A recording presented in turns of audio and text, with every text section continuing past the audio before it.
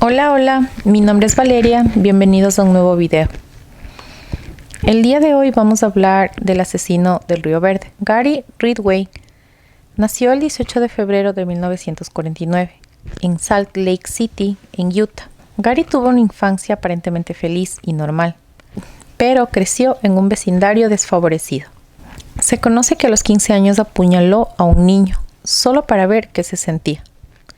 Más tarde, le dijo a un psicólogo que estaba intentando apuñalar a alguien porque quería desahogarse, porque estaba luchando por no sentirse atraído sexualmente por su propia madre, y que incluso pensó en matarla a ella. También confesó que tuvo problemas de orinarse en la cama en su adolescencia, y que tenía recuerdos claros de cómo su madre le lavaba los genitales después de que él mojaba la cama. Algunos expertos piensan que esto puede haber sido parte de un patrón más amplio de comportamiento inapropiado por parte de la madre de Gary. También se cree que sus crímenes pueden haber sido un caso de matricidio desplazado y que inconscientemente estaba matando a su madre una y otra vez. Pero durante mucho tiempo, Gary mostró una fachada normal. Después de graduarse de la escuela secundaria, a la edad de 20 años, se casó con su novia, de 19 años. Su nombre es Claudia Craig, y empezó a servir en la Marina de los Estados Unidos. Esto fue durante unos 2 años. Durante su tiempo en el ejército, tuvo frecuentes relaciones sexuales con trabajadoras sexuales y contrajo gonorrea, lo cual su esposa se enteró porque también se contagió, y por este motivo el matrimonio terminó. Más adelante decidió establecerse en el área de Seattle. Aquí mismo consiguió un trabajo pintando camiones, trabajo que ocupó durante más o menos unos 30 años. Poco después, comenzó a tener un par de encuentros con la ley, durante los cuales fue arrestado por presuntamente asfixiar a una trabajadora sexual y por solicitación. Esto significa que fue arrestado por buscar prostitutas, que es ilegal en los Estados Unidos. Su segunda esposa, Marcia Winslow, afirmó que él había apretado su cuello hasta que casi le quitó la vida y que esto le dejó atónita. También contó que se volvió religioso durante su segundo matrimonio, haciendo proselitismo de puerta en puerta, leyendo la Biblia en voz alta en el trabajo, en la casa, e insistiendo que su esposa siguiera las estrictas enseñanzas del pastor. También lloraba con frecuencia después de los sermones y lloraba después de leer la Biblia. A pesar de todas estas creencias religiosas, él nunca dejó de solicitar los servicios de trabajadoras sexuales, y muchas veces quería que su esposa participara en el sexo en lugares públicos e inapropiados, a veces incluso en áreas donde los cuerpos de sus víctimas fueron descubiertos más tarde. Más adelante se divorciaron. Esta relación no funcionó. Alrededor de 1985, Gary comenzó a salir con otra mujer llamada Judy Mawson, quien se convirtió en su tercera esposa en el año de 1988. A medida que pasaban los años, sus crímenes se intensificaron. Se cree ampliamente que comenzó su ola de asesinatos en 1982, comenzando con una niña de 16 años que había escapado de su hogar de acogida. Gary a menudo se alimentaba de fugitivos vulnerables. También apuntó a las trabajadoras sexuales, a quienes recogió en las paradas de camiones y bares de buceo a lo largo de la autopista 99 en las afueras de Seattle. Después de atraer a sus víctimas a su automóvil, a menudo se ganaba su confianza mostrándoles fotos de su hijo. Luego se involucraba en actividades sexuales con ellas antes de apretar su cuello hasta la muerte. Luego arrojaba sus cuerpos en áreas boscosas, alrededor del río Green, lo que lo llevó a su apodo escalofriante. Gary también contaminaría a propósito las escenas del crimen con chicle y con colillas de cigarrillo. Él ni fumaba ni masticaba chicle. Todo esto era para despistar a las autoridades. De vez en cuando arrojaba el cuerpo en un lugar, lo dejaba por un tiempo y luego lo transportaba a otro lugar para crear un rastro falso. Al menos 2 de sus víctimas fueron transportadas hasta Portland. Al final de su ola de asesinatos había matado a 49 mujeres confirmadas, aunque él mismo terminó confesando 71 asesinatos.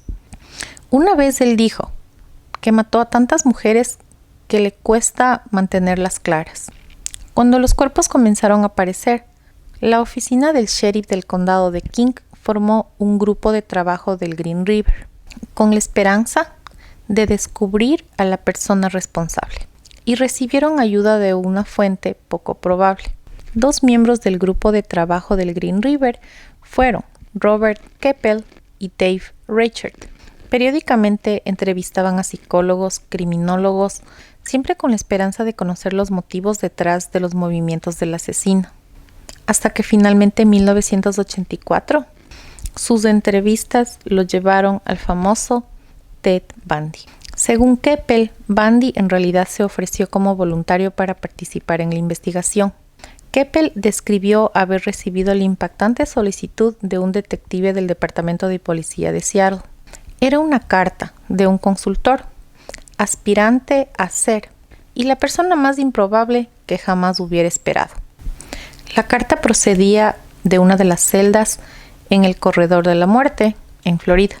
El remitente era Theodore Robert Bundy. Él mismo dijo que se quedó atónito. En ese momento, Bundy ya había sido encarcelado durante varios años por asesinato, violación, robo y necrofilia. En ese momento, él solamente estaba esperando su ejecución, que finalmente llegaría en 1989.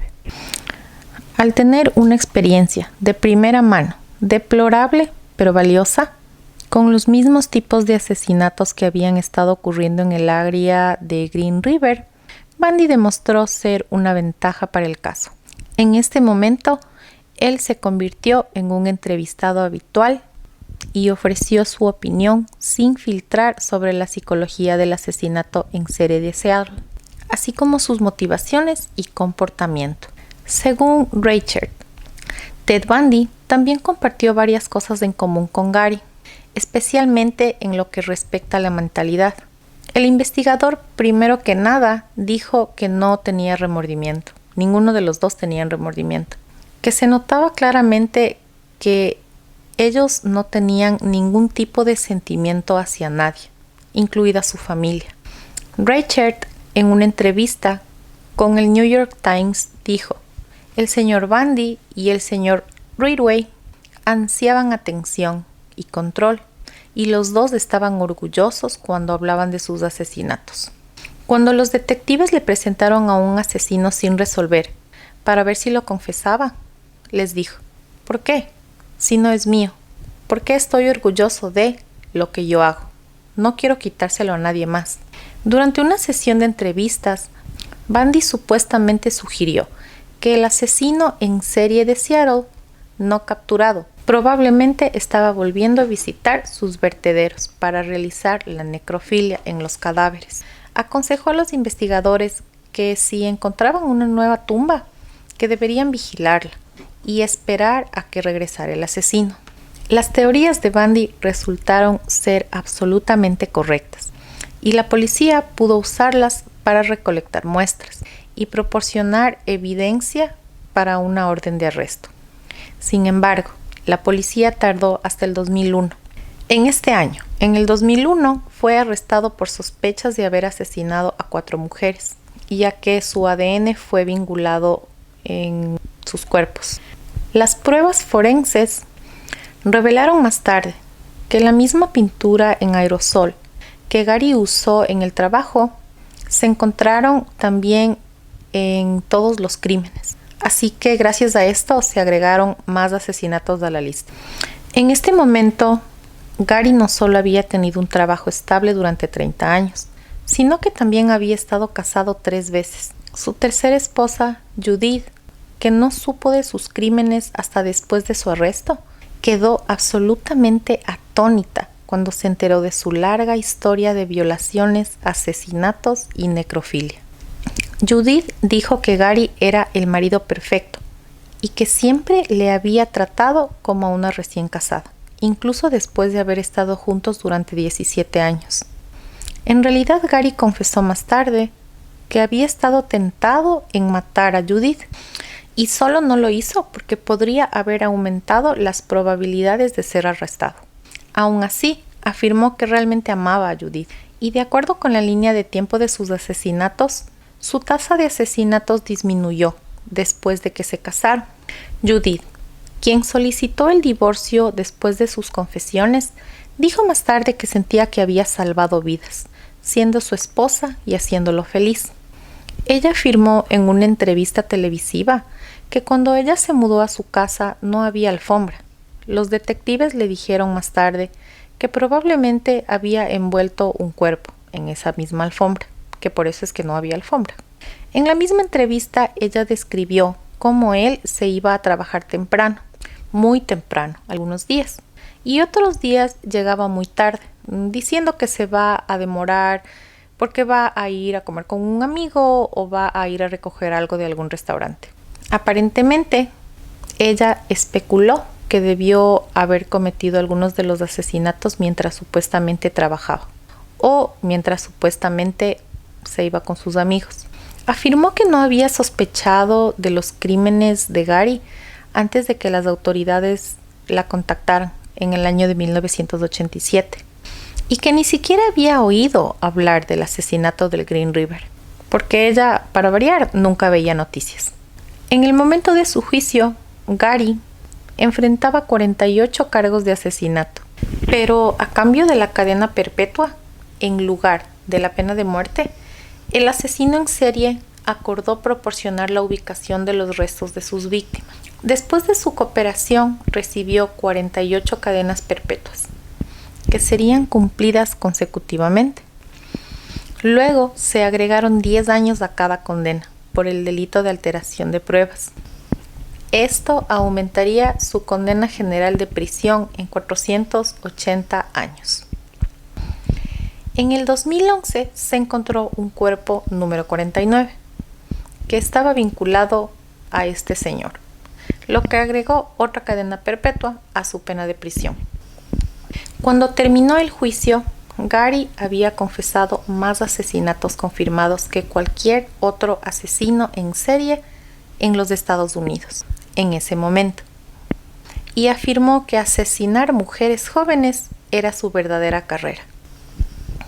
Si bien el título de asesino en serie más prolífico de los Estados Unidos lo ha tomado Samuel Little, el cual espero hablar de él en un próximo video, quien mató a 93 mujeres entre 1970 y el 2005, no hay duda de que Gary sigue siendo uno de los peores asesinos en la historia moderna de los Estados Unidos. A diferencia de otros infames asesinos en serie, Gary todavía está vivo.